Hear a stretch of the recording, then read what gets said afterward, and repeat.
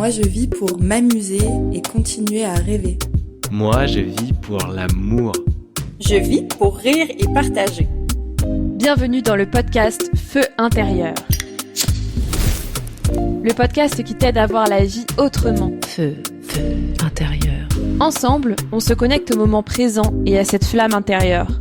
On ouvre le champ des possibles pour agir en conscience et se mettre en mouvement avec plaisir. Feu. Je m'appelle Julie et j'aide les personnes à être bien dans leur tête, dans leur corps et dans leur cœur pour se créer une vie plus alignée et plus vivante que jamais. Intérieur. Et si tu es ici, c'est sans doute que tu penses aussi qu'autre chose est possible pour toi, pour nous, pour ce monde. Je vis pour surfer des vagues. Équilibre de vie, nouveaux métiers, nouvelles organisations, rapport au corps, au sport, trouver sa place, sortir de sa zone de confort, aller au-delà de la peur.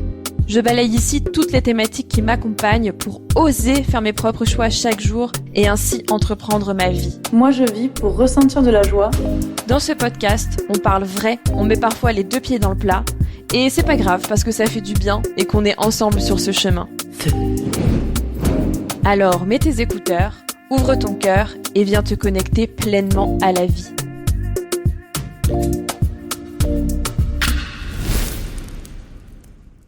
Eh bien, bonjour à tous et à toutes. Nous voilà pour un épisode qui n'était pas du tout prévu et qui vient s'ajouter à mes morceaux de vie. Et je trouve ça important de vous partager ce qui se passe, ce qui est vivant en ce moment. Je préfère prévenir, ça va toucher bien sûr si vous avez suivi un petit peu ce qui s'est passé pour moi ces derniers temps, notamment en termes de maladie. Donc je préfère prévenir, je vais parler de ça, je vais parler d'hospitalisation, etc. Peut-être que ça peut être un peu touchy pour certaines personnes. Wow, je me sens déjà un peu émotive, très sensible à l'idée de vous partager ça, mais c'est important. C'est important que je le fasse pour moi d'abord, et puis j'ai envie de commencer tout simplement par des remerciements et vous dire à quel point je suis reconnaissante pour tous vos messages, pour tous vos mots, que ce soit des mots de soutien, que ce soit des mots d'encouragement, que ce soit des messages pour prendre des nouvelles. S'il y a une phrase que j'ai entendue le plus souvent de la part de personnes proches de moi comme de la part de personnes que je connais à peine, c'est si t'as besoin de quelque chose, n'hésite pas. Et c'est-à-dire que même des personnes genre ma proprio, même l'assistante médicale de mon médecin m'a appelée pour me dire, pour savoir comment je me sentais, pour savoir, pour m'envoyer des messages d'encouragement et me dire que de pas hésiter si j'ai besoin. Tout le monde me disait vas-y, je suis à 15 minutes, vas-y, je suis à 10 minutes, vas-y, je suis à 5 minutes. Si t'as besoin d'un truc, t'hésites même pas. Et j'ai énormément de gratitude pour ça et j'ai aussi énormément de soutien de la part de mes amis, que ce soit pour me surveiller la nuit, que ce soit pour m'emmener chez le médecin, que ce soit pour m'emmener aux urgences, m'amener des habits, me faire des courses, me faire à manger même, parce que j'étais plus capable de faire ça, venir me récupérer à l'hôpital, me surveiller à nouveau, etc. J'ai pas fait de mise en contexte, mais je le fais maintenant, après les remerciements, mais vous aurez compris si vous rentrez dans l'affaire que... en gros, la semaine dernière, je suis rentrée... j'ai une bactérie qui s'est infiltrée dans mon intestin. On savait pas ce que c'était, on savait pas du tout que c'était ça au départ, hein. Et qui m'a littéralement mise par terre. C'était grave. c'était grave. Et j'ai dû aller aux urgences suite à des résultats d'analyse avec un taux d'infection très élevé. Et j'ai été ensuite hospitalisée, mise sous perfusion pour continuer à être hydratée, puisque tout ce que j'ingérais ressortait. Donc voilà, et avec quelques jours hospitalisée, le temps de trouver ce que c'était. Et vraiment, Dieu merci, on a trouvé. Donc j'ai pu être soignée. Aujourd'hui, il reste la fatigue, beaucoup. C'était la semaine dernière, seulement, à l'heure où j'enregistre cet épisode. Et voilà, mon corps a besoin de se remettre de ce qui s'est passé, de cette violence, faut le dire, de cette violence qu'il y a eu dans mon corps. Donc voilà, c'était pour la remise en contexte, mais j'avais vraiment envie de commencer cet épisode par des remerciements parce que c'est vraiment incroyable de voir à quel point la solidarité existe en fait, toujours. Et je sais que avec les actualités et voilà, le monde dans lequel on vit, on le voit plus forcément. Et donc je voulais aussi en parler parce que c'est ce qui fait de nous des humains, en fait, c'est ce qui nous relie, voilà. Et face à la maladie, voilà, c'est là où aussi on se rend compte qu'on n'est que ça, que des êtres humains et on vit des choses, on vit tous des choses et être là les uns pour les autres, je trouve que c'est vraiment une des plus belles choses qui puisse exister. Voilà. Et je tiens à dire aussi que savoir recevoir ça, savoir recevoir ce soutien, savoir recevoir ces encouragements, ces mots, les prendre, j'ai envie de dire, au pied de la lettre, les fameux « si tu as besoin de quelque chose, n'hésite pas ». Moi, je sais que j'ai eu besoin et j'ai eu à demander. Et par exemple, de m'emmener chez le médecin, etc. Parce que je pouvais vraiment pas conduire. En tout cas, j'aurais pu, je pense, si j'avais forcé. Mais c'était trop dangereux. Et dans ces cas-là, je pense pas qu'à moi, je pense aussi aux autres. Donc oui, je demande à ce qu'on puisse m'amener au laboratoire d'analyse ou chez le médecin ou aux urgences, quoi. Et c'est là où, en tout cas pour ma part, je pense que j'ai beaucoup évolué là-dessus parce que avant, je pense pas que j'aurais su recevoir comme ça. Ça m'aurait gênée. Et alors qu'en fait, on s'en fout. Enfin, je veux dire, il y a pas de médaille à obtenir parce que t'as résisté, parce que t'as dit non à l'aide qu'on voulait t'offrir, quoi. Et je discutais de ça avec une de mes grand-mères hier. Exactement, j'ai eu exactement cette conversation avec elle et elle me disait bah tu vois, moi j'ai toujours su donner et c'est vrai, elle a un grand cœur et j'ai jamais su recevoir et elle m'a dit je pense que c'est vraiment une question d'orgueil. J'ai dit ouais, je sais pas, mais je lui ai dit t'imagines toutes ces personnes qui ont voulu te donner quelque chose, imagine-toi justement qui adore donner. Si en face, tu te prends des scuds, en fait, si tu te prends des noms dans la tronche à chaque fois, et toi, t'es là avec ce que t'as envie de donner, genre, imagine, je sais pas, t'as acheté un cadeau, t'es super contente de l'offrir à quelqu'un, et la personne, elle te dit non, mais moi, je prends pas ton cadeau. C'est nul. C'est nul. Et ça va ensemble, en fait, donner et recevoir, et... ouais, ça va ensemble. Je trouve ça hyper important. Donc, savoir recevoir. Et merci encore une fois pour tout ce que j'ai reçu jusque-là. Et ça va aussi jusqu'aux équipes, aux équipes hospitalières. Franchement, j'ai été agréablement surprise. Alors c'est la première fois, hein, j'ai pas de point de comparaison, voilà, c'est la première fois qu'il m'arrivait quelque chose d'aussi grave et que j'allais aux urgences et que j'allais à l'hôpital et tout.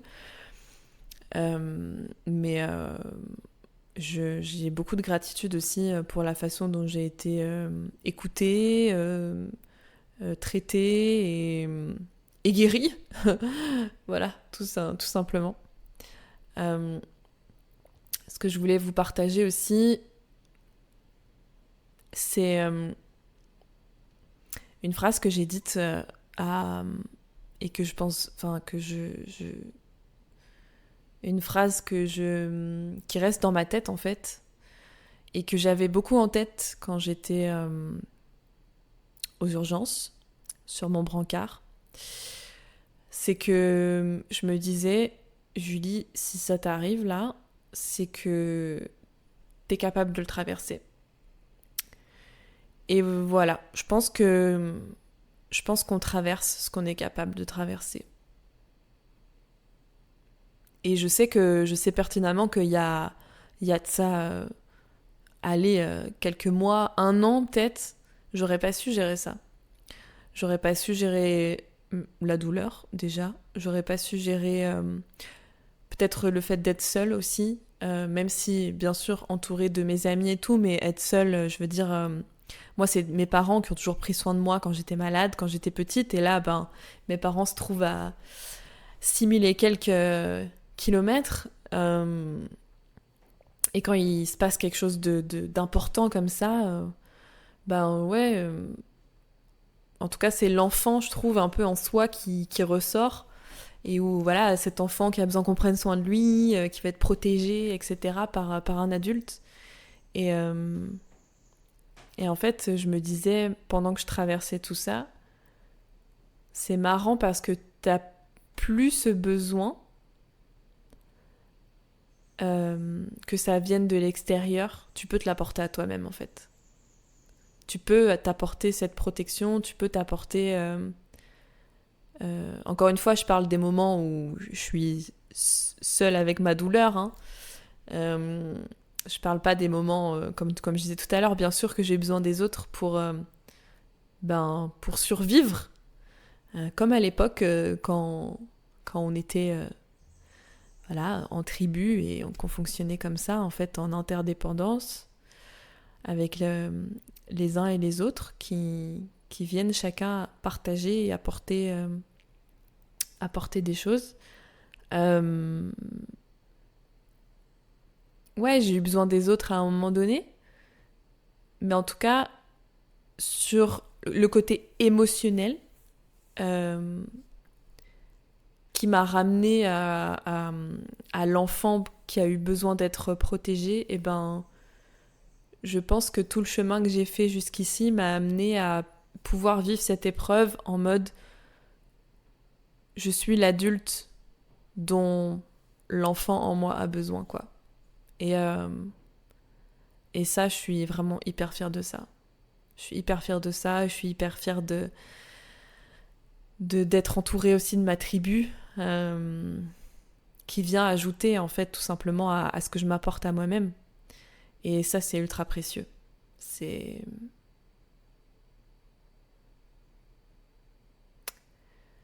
ultra précieux. Et il y a des petites larmes qui montent quand je raconte ça.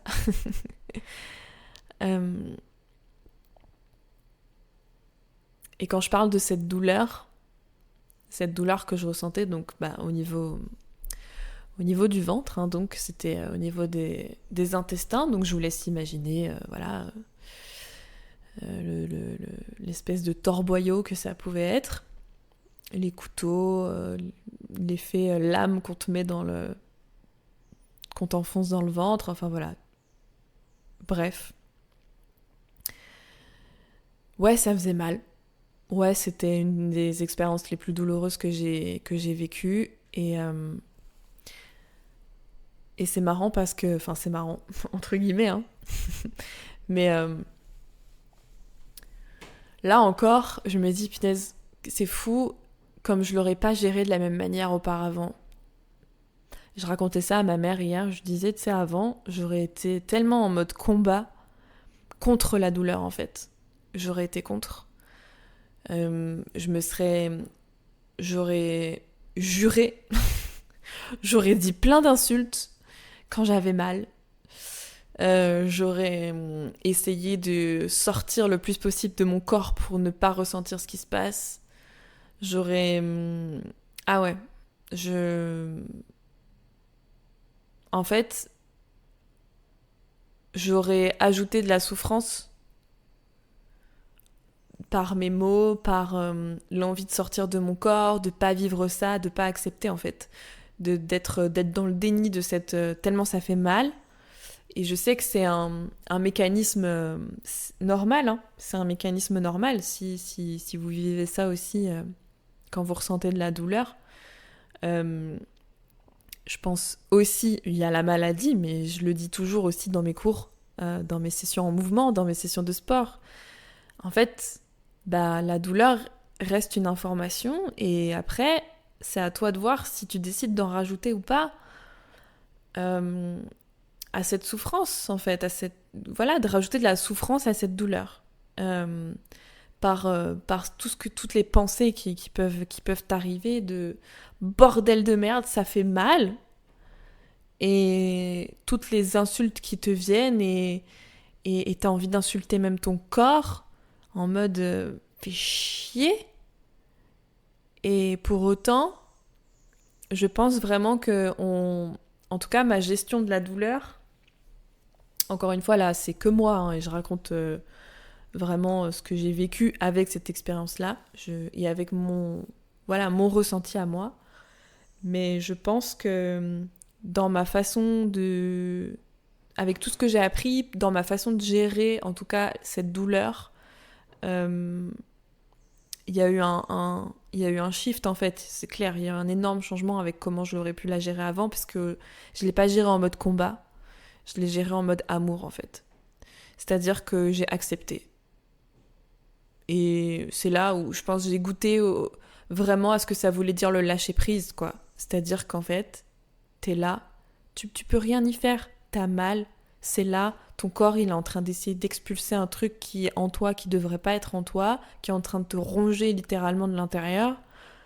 Donc, en fait, tout ce que je pouvais faire et ce que je me suis donné, c'est tout l'amour possible et toutes les phrases possibles et inimaginables de réassurance en fait, et de ça va aller, je me disais à moi-même et à mon corps, je disais t'inquiète, tu peux le faire, on va y arriver, ça va aller, tu traverses ça, t'es capable. Et je me massais le ventre et je respirais pendant les pics, pendant les crises. Et j'accepte en fait, cette douleur elle est là et j'accepte d'avoir mal et je réceptionne ce message. Et je réceptionne l'information, ouais, il y a un corps étranger et faut que ça passe en fait. Et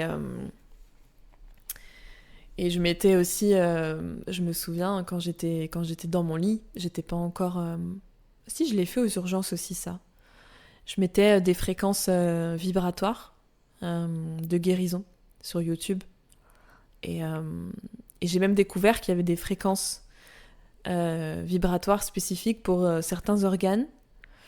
Et donc, je mettais des fréquences spécifiques pour les intestins, pour la guérison des intestins. Alors après, oui, c'est toujours l'histoire de l'œuf ou la poule. Qu'est-ce qui guérit ? Est-ce que c'est le médicament ? Est-ce que c'est les fréquences vibratoires ? Est-ce que...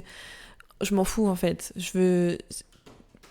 ce qui compte pour moi, c'est d'avoir utilisé mes outils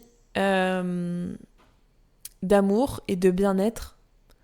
Et je reste en tout cas persuadée que ça m'a fait du bien. Et genre, le fameux au pire ça marche quoi. T'es là, t'es dans ta douleur, vas-y, je vais mettre une vidéo de fréquence vibratoire et puis et en fait au pire ça marche quoi, tu vois. Donc Ouais, encore une fois, ça c'est parce que c'est un outil que j'avais. Et, et ouais, c'est fou la vie parce que en même temps, t'es en train de vivre un truc hyper douloureux. Là, pour le coup, littéralement douloureux. Et en même temps, j'étais tellement... c'est là où tu vois qu'il n'y a pas de dualité, en fait. Vraiment, enfin, je le dis. Vous m'avez déjà entendu le dire dans d'autres épisodes où je parle d'inconfort et où je parle en fait, c'est ça la vie et que c'est pas tout blanc ou tout noir et que parfois même, tu peux être et inconfortable et en même temps vivre... ressentir, être dans la joie. Enfin, un coup, tu peux être triste et chialer, et puis 5 minutes après, recevoir une bonne nouvelle et être super content, en fait. Et tout ça, plusieurs fois dans la même journée, et c'est ok. Et moi, j'étais vraiment... genre, vous m'auriez vu, mais j'étais pas bien. Forcément, j'avais mal, j'allais aux toilettes très souvent, tout ça. Et en même temps, donc j'avais pas mangé en fait du dimanche. Le dimanche soir avait été mon dernier repas. Et ensuite, j'ai mangé quoi, 2 cuillères de riz, de pommes potes, quoi, entre le dimanche soir et le vendredi, je crois. Ouais, et le vendredi d'après. Non, jeudi. Ouais, bref, j'ai eu plusieurs jours sans nourriture. Et je pouvais pas. Et vous m'auriez vu quand on m'a amené mon repas. Et à ce moment-là, on m'avait déjà donné des antibiotiques pour réduire l'inflammation, même si on savait pas encore ce que c'était la bactérie que j'avais. Mais au moins, il fallait réduire mon taux en fait, d'infection, plutôt. Pas inflammation, infection. Et du coup, ce qui fait que j'ai pu ressentir en fait un peu la faim et avoir envie de manger. Et du coup, on m'a servi un repas et je me souviens, c'était la semoule et de la Christophine. Et genre, je me souviens avoir piqué ma fourchette dans la Christophine et quand j'ai mis la Christophine dans ma bouche, les gars, waouh, c'était comme si je redécouvrais la vie, quoi. Et je me souviens même tellement j'avais pas mangé, j'avais une sensibilité aux dents. Et l'infirmière m'a dit ouais, c'est normal, c'est parce que ça fait longtemps que t'as pas mangé. Et j'avais mal aux dents, genre juste à croquer dans la Christophine, mais qu'est-ce que c'était bon. C'était comme si c'était le meilleur repas de toute ma vie. Et en même temps, j'étais là sur mon brancard. Et j'ai rejeté ce repas, bien sûr, 30 minutes plus tard, mais c'est pas grave, en fait. Genre, c'était tellement... c'était tellement le chaos. Le chaos. C'était le chaos. Et ça, eh ben, je trouve que c'est très représentatif de la vie. Et... ouais. Même les médecins comprenaient pas parce qu'ils me voyaient comme ça kiffer genre mon repas et tout, j'étais là ouais, c'est trop bon et tout, et c'était là oui, bah je me rappelle de l'infirmière qui m'a amené le repas et quand j'ai vu la Christophine, genre j'ai eu des cœurs dans les yeux et elle m'a dit oui, bon c'est pas le repas de l'année hein, mais et moi je lui ai dit non mais faut rigoler, moi j'ai pas mangé depuis plusieurs jours là, en fait c'est juste le fait d'avoir le goût dans ma bouche. Ah non, c'était extraordinaire. C'était extraordinaire. Et plusieurs fois, les médecins comme ça étaient là, mais vous êtes... Enfin, un peu, je voyais qu'ils me prenaient pour quelqu'un de bizarre. Je le voyais. Et bon, aussi, j'ai médité sur mon brancard. je me souviens de ça. Et à un moment donné, quand j'ai ouvert les yeux, j'ai vu qu'il y avait des caméras dans la salle. C'est la salle des urgences, donc t'es sous surveillance tout le temps. Et là, je me suis dit, ouais, bon il va encore plus me prendre pour une tarée, mais c'est ok. Et j'ai médité, ça m'a fait du bien. Et en fait, j'avais encore le sourire. J'avais encore le sourire parce que même si j'étais, souffrante, et j'étais tellement déjà contente de remanger. En fait, je savourais chaque petite victoire. Vraiment, j'étais là, ok, ça c'est une petite victoire. Au lieu d'être allé aux toilettes au bout de 30 minutes, t'es allé au bout d'1 heure. Ok, vas-y, c'est une petite victoire. Et j'étais tellement touchée aussi humainement par tout ce que je recevais. Oui, par les personnes qui ont été là, par le personnel hospitalier, c'était tellement... J'étais à la fois mal et à la fois en gratitude, en fait. C'était trop bizarre. Et en même temps, comme je dis, c'est la vie. Voilà. Et le personnel comprenait... Enfin, les médecins comprenaient pas trop. Et je me souviens aussi d'une amie, justement, qui m'a amenée... coucou Juliette, qui m'a amenée aux urgences. Et qui m'a dit, mais en fait, moi, je le voyais bien que t'étais à l'agonie. Et pourtant, toi, t'arrivais à donner le change, en fait. Et c'est parce que c'est tout le temps c'est ce chaos-là, en fait, que je vivais. Et là aussi, je tiens à le préciser, c'est pas... avant, en mode combat, j'aurais eu cette façade de... non, mais ça va aller, tout va bien... Et j'aurais eu le sourire, mais c'est un sourire faux, en fait. Puisque à l'intérieur de toi, t'es là, tu saignes. Mais en fait, en dehors, t'as envie de mettre le masque. Là, c'est pas du tout ça qui s'est passé. C'était plus... c'était en mode, ouais, ça va pas. Et je suis capable de le dire et de le ressentir. Et en même temps, j'étais...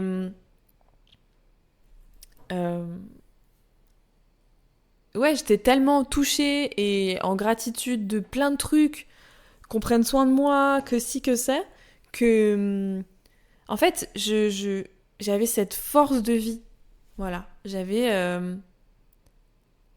vraiment ressenti cette force de vie à un moment donné. Et de me dire, ouais, mais en fait, ça va aller. Mais avec beaucoup d'amour, pas dans l'ego du déni. Vraiment dans l'acceptation, encore une fois, et c'est ok, en fait. C'est ok, vas-y, tu traverses ça. Et en fait, j'étais tellement même... À un moment donné, on m'a dit, j'ai commencé à prendre conscience que c'était grave. Quand on me l'a dit plusieurs fois, tout ça... j'ai eu du mal au départ à intégrer ça. Et puis j'ai commencé à vraiment en prendre conscience. Et en fait, je me suis dit, ouais, je peux que accepter. Et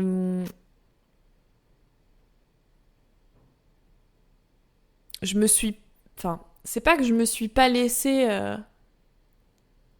En fait, je m'en suis remise à plus grand que moi. C'est ça que je veux vous dire. C'est exactement ça. C'est que je m'en suis remise à plus grand que moi. Ça me touche beaucoup de vous dire ça. Je pense aussi que c'est ce qui m'a aidée. Alors, quand je parle de lâcher prise, c'est ça aussi. C'est se dire, ouais, c'est être dans l'acceptation et me dire, bon, ok. Là, il va falloir faire confiance. Confiance en ton corps, confiance en la vie, confiance en l'univers, confiance en, voilà, ce que vous voulez. Moi, c'est la vie et l'univers. Et ça m'a énormément aidée. Et ça m'a aidé à, en fait, garder cette force de vie en moi. C'est-à-dire que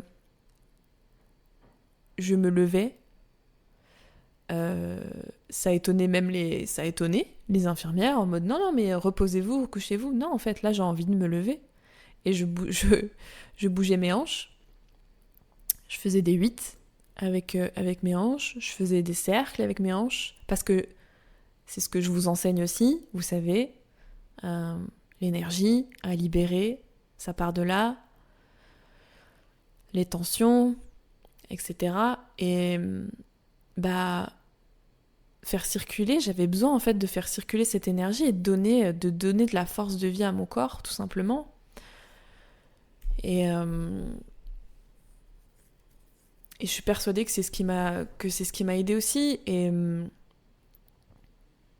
de me relier comme ça par le mouvement à la fois avoir les pieds par terre, m'ancrer, et en même temps faire circuler l'énergie et me sentir reliée à quelque chose de plus grand. Voilà, c'est ça. C'est ça aussi qui m'a portée pendant toute cette période. Et le mouvement, évidemment. Le mouvement, c'est-à-dire que... Enfin, vraiment, moi-même, je m'étonnais moi-même de pouvoir être dans cette forme, entre guillemets. Hein. Je mets bien des guillemets sur la forme, on s'entend. Mais en tout cas, d'être sur pied quand j'en ressentais l'élan.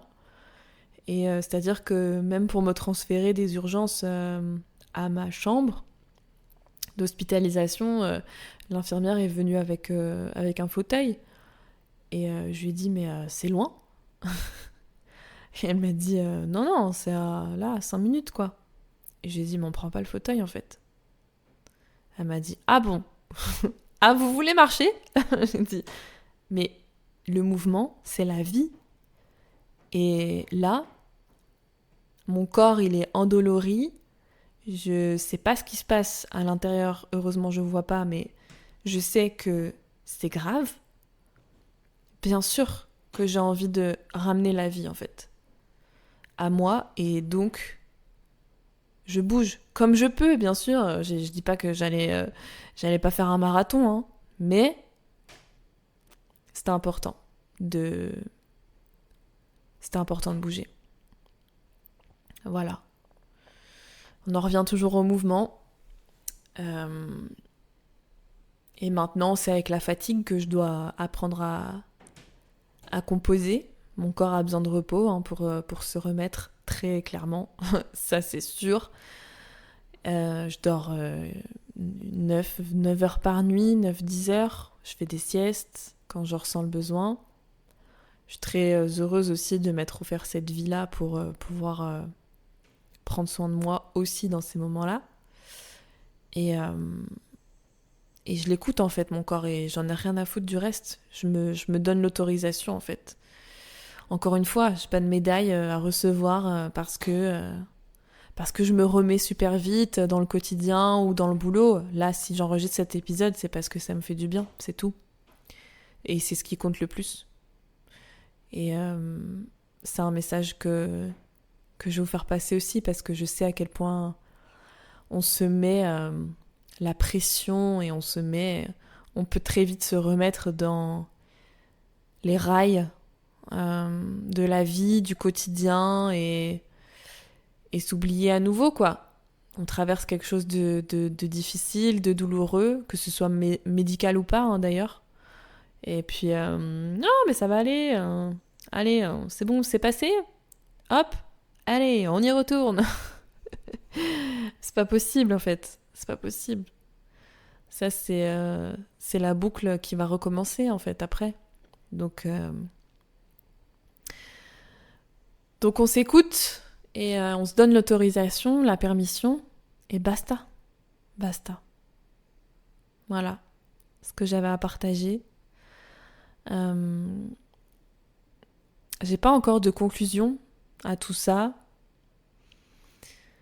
si ce n'est que j'ai le cœur rempli. Encore une fois, dans la vie, il n'y a pas de dualité, c'est fou comme j'étais en PLS et en même temps toute cette gratitude que je pouvais avoir d'être là, de pouvoir remanger, d'être soutenue, d'avoir ma tribu, les médecins qui viennent me voir aussi, me rassurer, mes proches, même s'ils sont loin, je sentais leur présence. Je me suis tellement sentie dans un cercle d'amour en fait, et merci encore à toutes les personnes qui ont, même juste si vous avez juste pensé à moi, ça suffit. c'est ça, être humain. C'est se soutenir et être là les uns pour les autres et donner, recevoir en fait. C'est tout, ni plus ni moins. Cette expérience, elle est venue chercher un truc très profond en moi, ça je le sais. Je le sens.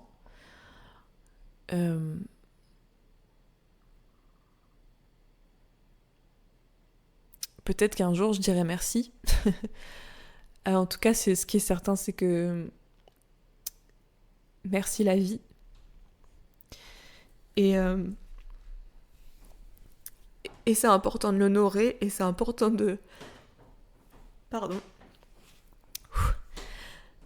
s'honorer soi tant qu'on est là en fait, putain.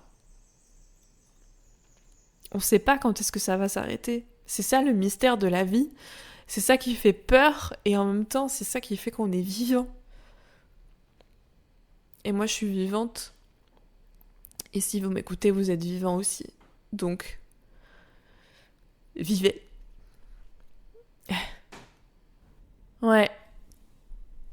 Vivez et vivons. Et je pense qu'il y a un prochain exercice que je vais intégrer dans ce que je transmets. Et je vous le dis ici, si vous avez déjà envie de le faire, c'est aller à l'extérieur ou même chez vous. Là, moi, à l'heure où je vous parle, je suis dans ma chambre. Et juste, criez-le ça. Criez-le que vous êtes vivante, vivant. 3, 2, 1. Je suis vivante! Je vous embrasse. Merci à toi d'avoir écouté cet épisode de Feu intérieur. Si l'épisode t'a plu, je t'invite à le partager autour de toi et à m'écrire pour me dire ce qui t'a le plus parlé. Tu trouveras les liens vers ma page Instagram et mon email dans la description. C'est toujours un plaisir de vous lire et de voir comment je peux répondre à vos besoins. Et pour diffuser cette énergie de vie et semer à ton tour des graines vers ce nouveau monde, n'hésite pas à laisser 5 étoiles sur l'appli. Ça rend ce podcast visible et il l'est uniquement grâce à chacun de vous. Feu intérieur. Alors, à la prochaine et n'oublie pas que, au pire, ça marche.